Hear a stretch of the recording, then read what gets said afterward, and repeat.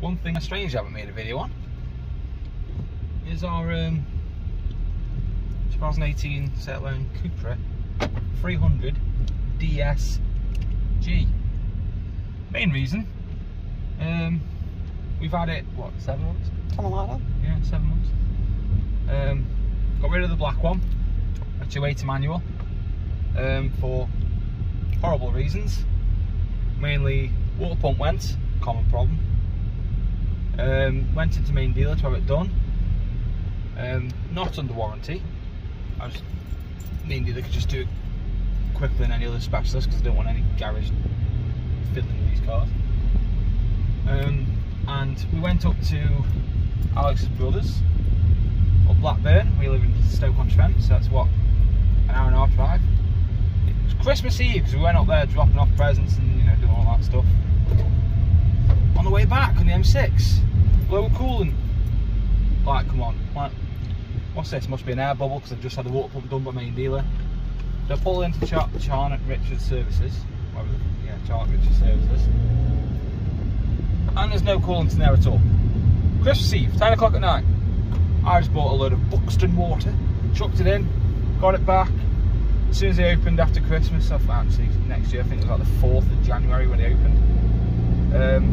Recovered it straight to Seat. They told me the head gasket's gone and they'll get it done under warranty because obviously I said, well, you fit the pump, it's obviously knackered my car, sort it out. A bit of to and fro-ing, they'll start sorting it out. 8 months later, I get my car back. Massive arguments in between because it was during COVID. They kept giving me absolute bullshit stories about why it's not done yet. Turns out because the chief mechanic guy, the one that actually did all the engine work, quit, and they didn't employ anyone qualified enough in the dealer world, like Mass Tech, to actually do it. Got it back, had no heating. I'm like, right, that's an issue. Took it back there, they said it needed a flush. I'm like, well, no heating, obviously my matrix is blocked. They said they'll flush it, give it me back, still no heating. Took it back in, and then they wanted to charge me £2 grand for a heating matrix. Plus labour on top of that. So I was like, no, stuff it, you're buying the car off me for retail, and that's what they did. Obviously then we had the Honda, well, we had the Honda before. We had to sell the 280. You had an Ibiza FR, but then we're like, we need a fast car again because we enjoy car hatches. Looked around, still in love with a Lion Cupra, so we bought this 300 DSG. Haven't fallen in love with it. About to put 5 tyres on it because for some reason it just keeps popping its tyres. And they ain't cheap because I have to put Eagle F1s on because that's my personal preference. And something wrong with DSG, obviously warranty. Water pump went, I had a new one of them last month, and it's just, we're not in love with the car. The only thing well, I didn't even ever use it. The only thing it gets used for is taking her to and from work, and it's a lot of car just to do that, because my main thing is this DSG. It's brilliant, don't get it wrong, it's absolutely fantastic gearbox, but not for me. I like manual. The only time it's ever fun is when you're fully hooning it, and let's talk realistically, you can't just constantly hoon a car around the normal streets. So, no. What? I want it to be quieter. Oh, you want it to be quieter? Oh, that's not making it quieter, is it? Is it this one? Yeah, it's that one. There you go. What was I saying? Oh yeah. So yeah, you've got to properly give it depth all the time just to have fun in it. And I'm not going to be doing that all the time because we've both got a clean license and I don't want to kill anybody. So we're getting rid. We're getting shot of it. I'm not upset about that at all. Are you? No, not much. Don't really care. We are replacing it with another hot hatch, but one that just makes more sense for what it's going to be used for. Because say if we ever go out, let's say to the beach, we'll go in a Honda. got a son, a 4-year-old son, so like the Honda's got everything set up. He's got one of the things in the back of the seat where he can put his tablet in, watch TV and all that kind of stuff. It's just more roomy and just easier. Got a notification. So we're going to get something else. I'm not telling you what it is just yet, but we're going to be getting something else. I've done a video, a walk around review of my 280. This is a 300, which is a facelift lay-on. Not much difference at all, apart from around here. This is gloss black instead of normal. You have a bigger screen. Obviously, still got Apple CarPlay. When you want to put it in cupra mode, you've got a bit nicer picture, so put it in cupra. It's got digital cockpit dash, and this is suede instead of leather. Obviously, it's DSG, but so there's not really much use going around the car again, because it'll just be like my 281, but instead of it being black, it's white. We did a Michael Jackson, went from black to white. So I'm going to go up here, give it a slight hoon, because yes, it is. They are quick. They are very fast, and the DSG is very good. So it's in sports. If I put it over here to manual, you can use the paddles. Even if you're in comfort and just drive, you can use the paddles whenever you want, but the gear changes are quicker as well. When you press that once, it puts that into traction control into sport mode. You have to hold it down, and then it beeps out if you want to turn it off. For some reason, when you turn off traction control, the front radar stops working. It tells you the front radar is unavailable as well. Don't know why the front radar matters with traction control, but it apparently does. Main difference I don't like from the 280s and 290s to the facelift 300s and 290s, the electronic handbrake. I'm not a fan. Yeah, you've got the auto hold, but the other one had hill hold assist anyway, so I don't really think I can hoon it because I've got a massive 8-wheeler tipper in front of me. So if I go down here,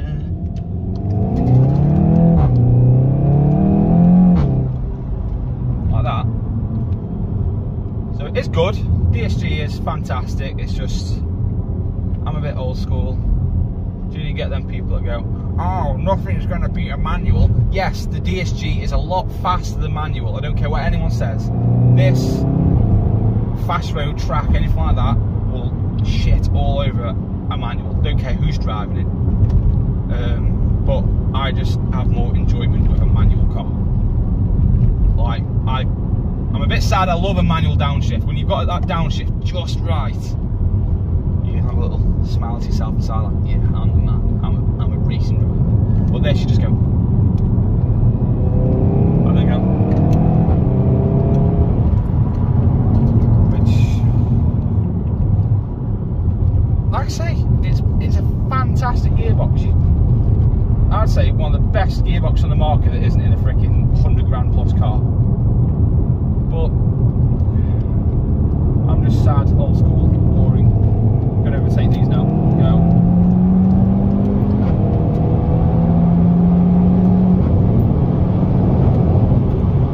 And you can see the effort, it is effortless. Like, you don't put any effort into it.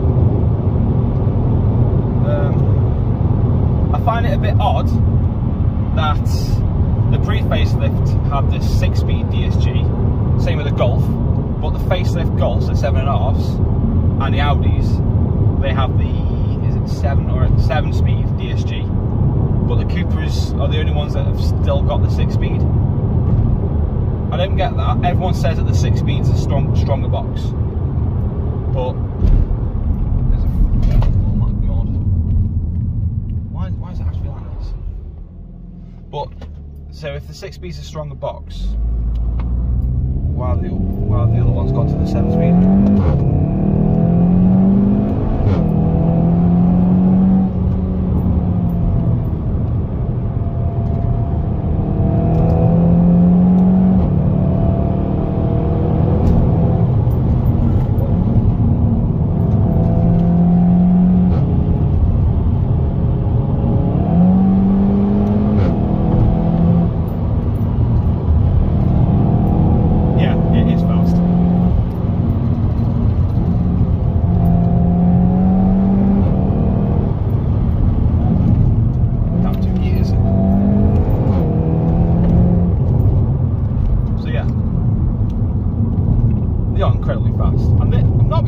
digital dash,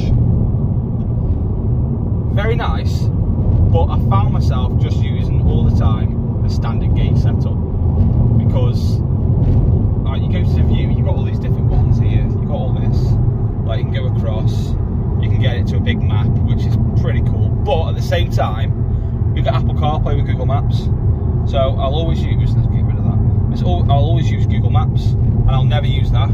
So if you could have the Google Maps from Apple CarPlay and Android Auto transferred to that would be winning. And you could have this one as well with some extra things at the side, but then it's just your normal dials. Yeah, you can have the map in the middle, but again, you never use a map. You can have I've got Android Auto plugged in now, so that just constantly says Android Auto. Yeah, traction control disabled. I'll turn it back on just because I hate the lights on the dash. No entries available, yeah, because there's nothing wrong with the car. I've got a lap timer, which I had in the 280. One thing I do find strange on these, if you go on here, into, where the hell is it? Is it in vehicle? View? Let me just go on this roundabout first. Go around here. You've got off-road.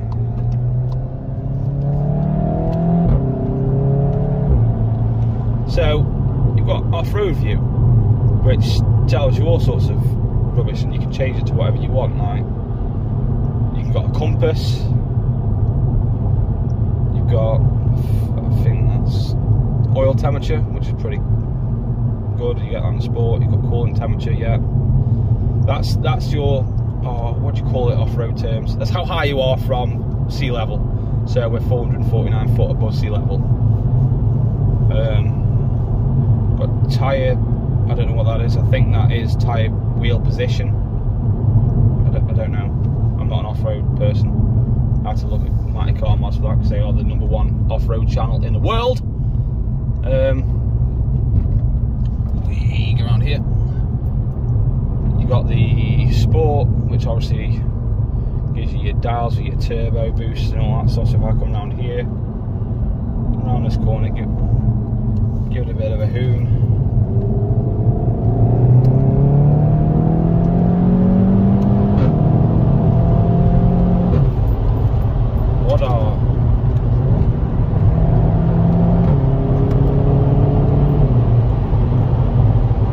So yeah, and then you just press that, back to Android Auto.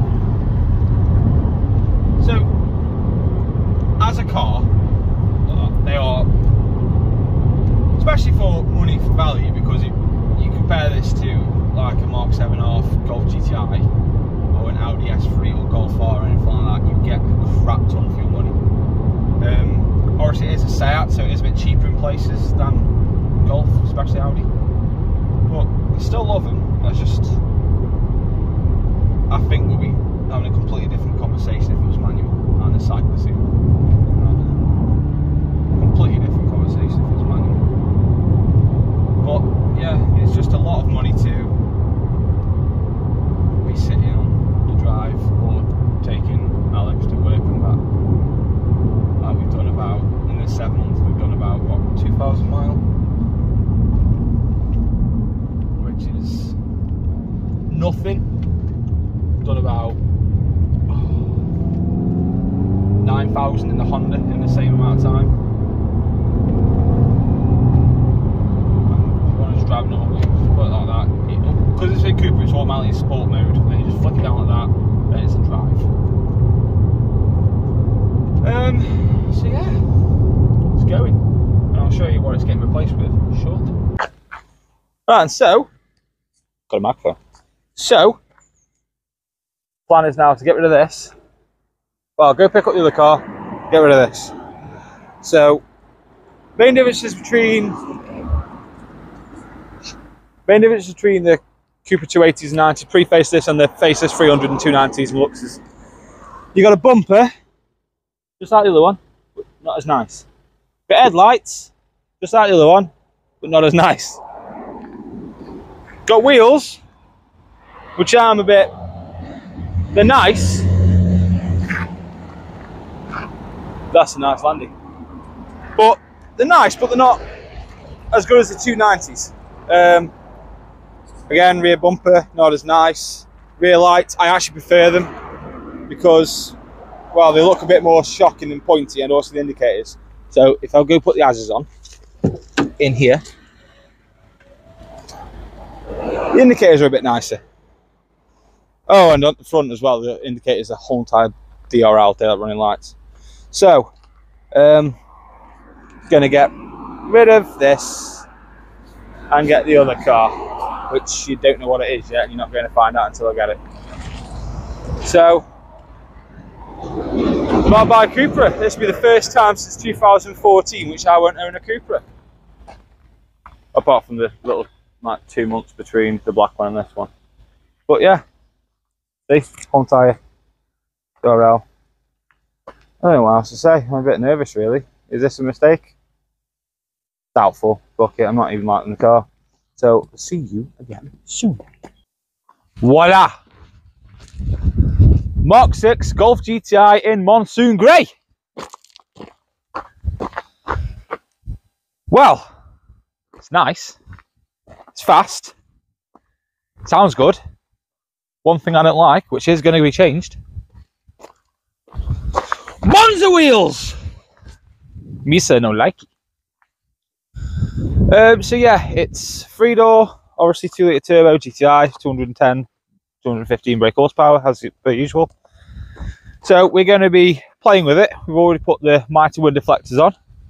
You got to, haven't you? It's got the LED rear lights, but not the front lights. So we will be putting the LED front lights in. Splitter, spoiler maybe, depends what they look like when they're actually on. Because some of these spoilers actually make them look a lot worse. Don't know about the exhaust tips. I think I might keep them because they do actually clean up quite well. So Michelin tyres all round. Yeah.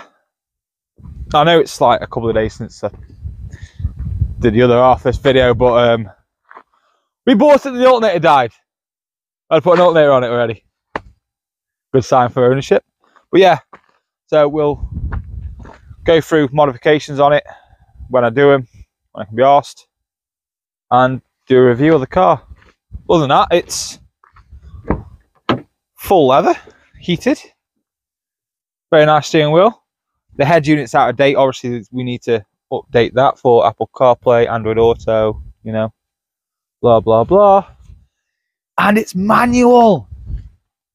Oh, it's had a brand new clutch as well, so we'll have to put a new clutch in when we map it anyway, but oh well.